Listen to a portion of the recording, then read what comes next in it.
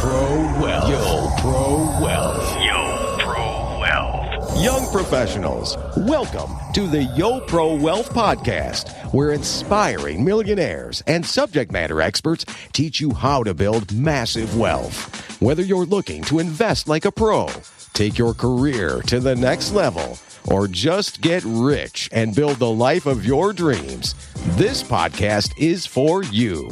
And now, your host, Austin Netzley. Hey, what's up, everybody? Thank you so much for tuning in. My name is Austin Netzley, and today we get deep into the subject of investing with author Steve Burns. Steve provides some outstanding tips to help you invest like a pro. We talk about the most common investing mistakes, the 3 elements of successful trading, and much, much more. Listen closely and enjoy the second edition of the YoPro Wealth Podcast.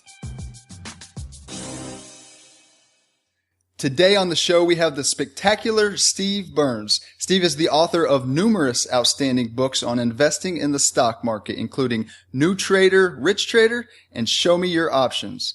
Steve is an expert on helping beginner and intermediate investors avoid those rookie mistakes that prevent most people from excelling in the stock market. Steve, welcome to the YoPro Wealth Podcast. Thanks, Austin. I'm glad to be here. Now, Steve, I shared a bit about you, but please take a minute and give us your personal 60-second commercial. Well, I got interested in the stock market at a very young age. I used to look at stocks in the newspaper and couldn't understand how they went up and went down and what caused them to. And it's really been a 20-year journey for me, learning to first invest and slowly go from an investor and buy and holder in mutual funds all the way to today, where I also trade options and trend trade. So it's been a journey, and I've been active in the stock market for about 20 years now. Excellent. Now that leads us right into the first pillar of wealth, which is your career or vehicles for making money. So Steve, could you please walk us through some of your working career and some of those specific roles that you had, and tell us how you have built your wealth to date and what you're working on currently? Yeah, I actually started at a young age in a supermarket as a bag boy and worked my way up from bag boy to store manager and even an acting district manager. And along my journey, one of my biggest focuses, the reason I went to the company I was at, because they gave us a profit sharing plan. So they actually gave us, 10 to 15% of what we earned extra in a profit sharing plan. And I knew that would give me seeds to grow. So I used my profit sharing to build up money at a young age, because I knew the compounding could grow exponentially over the years. So I was fortunate to do that. So all the years I was working, I was also investing wisely. My first great experience was in the 90s, the mid 90s, around 97. I went all into tech mutual funds and just had an amazing run in those. And I think by the time I was about 26, 27 years old, I had enough money to pay my house off at the time through my investing. But I didn't. I kept growing my money, and then learned some hard lessons from the internet bubble exploding, and kept trying to trade through it, and found out quickly that things can go down just as easy as they can go up. So it was a journey through a lot of lessons. I lost half of the money I'd made by 2002, early 2003, and then I made a promise to myself then that I would get that money back, and when I did, I would not lose it a second time. So I went back and learning trend trading and trend following through some of my favorite authors, and I ended up building my money back to where I had been by late 2004, 2005, and then it's just been straight up from there. But one of my biggest accomplishments was that I actually went to cash in January of 2008 and avoided the entire financial meltdown in my longer-term trend following accounts. I did do some day trading through 2008, which had mixed results, but I did not lose any money during the 2008 meltdown, which was one of my proudest feats of my trading career. Wow. And that is powerful that you learned the power of compound interest early in your career because, as you know, Albert Einstein says that is the most powerful force in the universe. So that's one thing that we try to get across to young professionals. Now, Steve, what really motivates you and excites you about your current line of work?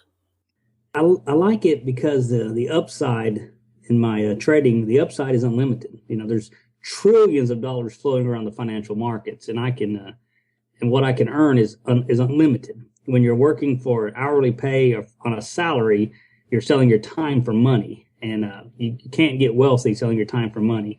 I much prefer capital to make me more money than to sell my time for money. So it's exciting that it's unlimited. It's an unlimited upside, while selling time is a very limited. That is so true. Now, our listeners are young professionals trying to improve their financial position. They are still trying to figure out what career to choose to bring them the most wealth and happiness and time that you talk about. Now, Steve, if you had to do it all over again, knowing what you know now, what would you do for your career from day one? I think I would have focused primarily on my trading and secondarily on my actual career. And my whole focus would have been to build capital. If I knew what I knew then, what I know now, I would probably be on an island somewhere and wouldn't even be trading at this point. But but we have to learn the hard way. I wrote my book, New Trader, Rich Trader, to try to give people that shortcut and save them 10 years of hard lessons. I would have started out with my primary focus on building capital from the very beginning. Thank you for sharing that, Steve. Now, we are going to get into much more of your story and expertise, but let's move on to the foundation of true wealth, and that is having the right understanding of what wealth really is and building that right mindset. So, Steve, please tell us, what is your definition of wealth? I think true wealth is freedom. It's free to spend your time the way you choose. I mean, and if you love your career, you can build wealth and still have your career, but you have the choices anytime you want to leave that career. I really think it's absolutely the freedom to choose when your money works for you and you have the choice of what you want to do for money. Now, most people are not raised with this wisdom, and we surely, as you know, are not taught this in our school system. So please tell us the story of how and when you learned this definition of wealth. I think two of my biggest influences were Dave Ramsey and Robert Kiyosaki. I think Dave Ramsey really opened my eyes, when I was unhappy in my job, to not get trapped in the rat wheel where you're just consuming too much and you've got a big house and a big car that you really can't afford, and you're forced to work as much as you possibly can to pay for it, and you're just trapped. And I think Dave Ramsey really started making me think, I don't have to be trapped. I don't have to be deeply in debt. I can have a car I like. I don't have to have a brand new car. I don't have to take the depreciation. I don't have to have a house 3 times the size I really need. And I think that debt, not having the debt trap, really helped me. And then Robert Kiyosaki's Rich Dad, Poor Dad really got into how money works in quadrants, where you can be an investor, you can be a business owner, you can be a employee, and there's different quadrants to live in. You can be self-employed. It's not just being an employee. There's other choices in life than just being an employee.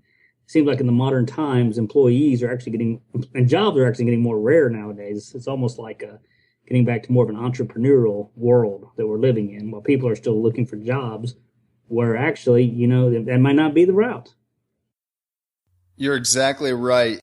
Now, Steve, tell us, why is having the right mindset absolutely vital to making more money in the stock market? I think traders are a lot like entrepreneurs. Your money is, whether you do it part-time, full-time, whether you're trading for capital appreciation or to pay bills, you have to have faith in yourself and you have to have faith in the method that you're using. If you do not have the right psychology, you will not make it. You have to have the right mindset. That is really, really powerful, very true, and I know that personally from my trading experience. The third pillar of wealth that we talk about is putting your money to work for you and growing that wealth to extraordinary heights. What would you recommend for YoPro Nation to do to take their finances to the next level? Well, if they're not already, one of the most powerful things that you can do as an employee in your corporate career is to get the full 401k match. I mean, that's the first step. What people don't understand is if they're going to match you 5% of your income, you can put in 5% and then they give you another 5%. So you've got 100% return off the top.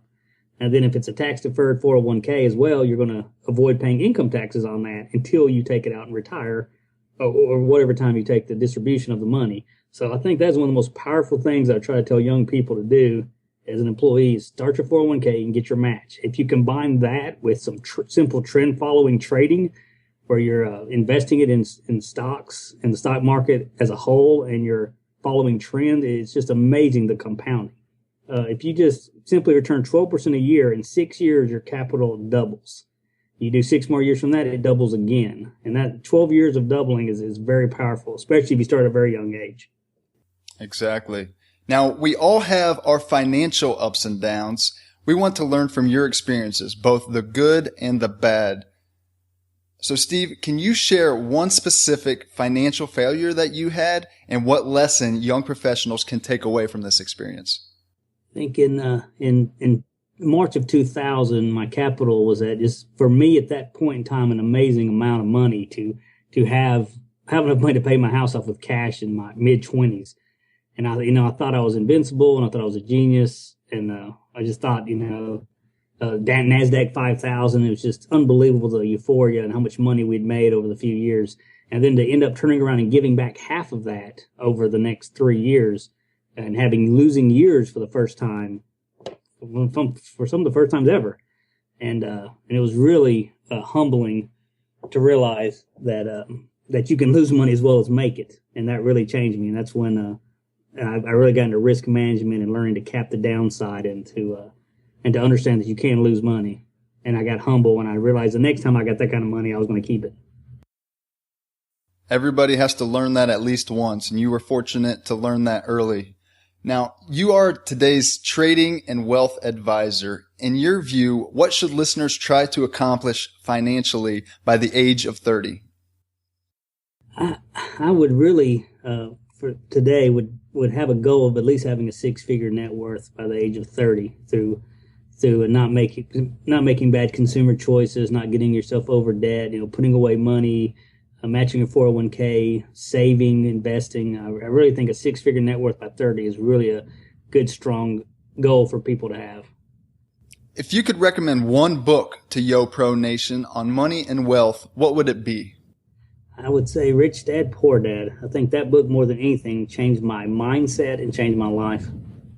Same here. That is definitely one of my top 5 books, so that's a great recommendation. Now we've come to my favorite part of the podcast, the Master Minute.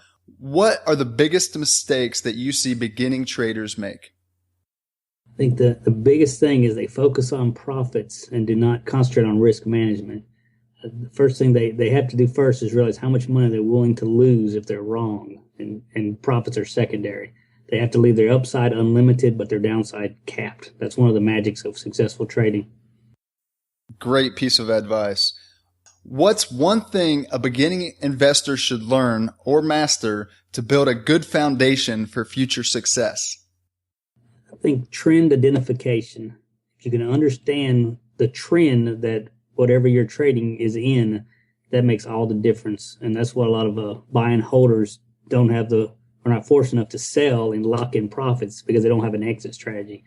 But a trend identification, I think, is the key to successful trading. A successful trading method. Are options too risky for someone relatively new to the trading game to trade? Yes, I think options are like playing chess, and trading is like stocks is like playing checkers. So you don't want to jump to chess until you've mastered checkers. There's so many moving parts with options, and people can get very confused quickly when you have to deal with the time value, the move in delta, the implied volatility, and how it goes up and down. It's a lot of moving parts and options. I think that's really for advanced people. I think you have to be successful trading stocks or futures first, and then move into options after you're successful at the checkers. Steve, now we have reached the final part of the podcast. What is the best way that people can learn more about you and your books? I blog almost daily at newtraderu.com. It's my blog, and I also I'm on Twitter at S Joseph Burns on Twitter. And my book, my primary book is New Trader, Rich Trader, which is available at all online retailers. And that's New Trader U. That's NEW Trader, the letter U.com. What is one question that I didn't ask you that you wish I had? What are the three elements of successful trading? I think you have to be successful as a trader or even an investor, you have to operate in three dimensions. You have to have the right mindset, you have to have the right risk management skills, and you have to have a robust method to be profitable.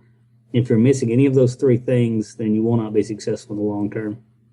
Wow, that is the best answer yet, and I'm glad I asked that question. We want you to leave us with motivating and actionable content, Steve. So what is the best piece of financial advice that you've ever received? Best, I think Larry Hite, there's a Larry Hite quote. He's a legendary professional trader.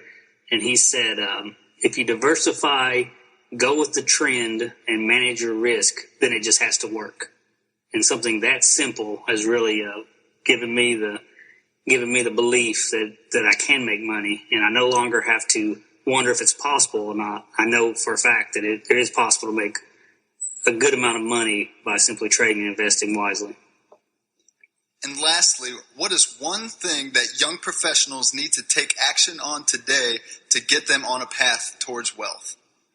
If you're not already, I would highly advise to get your full 401k match to get that off the top 100% return and get the tax deduction. This episode is worth listening to again and again.